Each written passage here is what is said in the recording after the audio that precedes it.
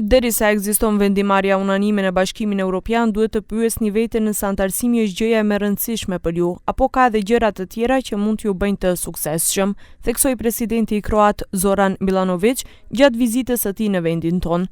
Milanović tha se i ka dhënë këshilla presidentes Gordana Siljanovska-Davkova, duke theksuar se këshilla që Maqedonia i merr nga fqinjët, Bashkësia Ndërkombëtare dhe Komisioni Evropian nuk janë gjithmonë të mençura. Nisu svi ti savjeti pametni niti korisni za vas, zato ih sa zrnom soli ili sa džakom soli primajte i radite po svom. Vi ste ti koji ćete odlučiti šta vam je važno.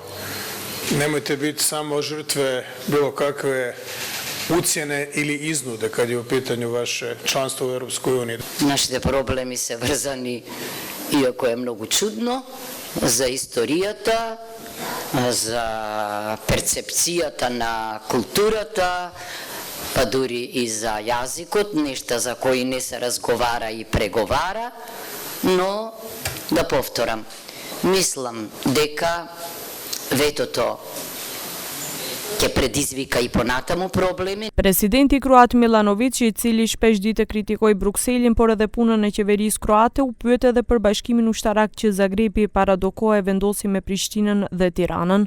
Ai nuk u përgjigj konkretisht nëse Maqedonia duhet të kyçet. Ali je deklaracija volja na određeni način, bez ikakvih konkretnih i materijalnih međunarodno-pravnih posljedica.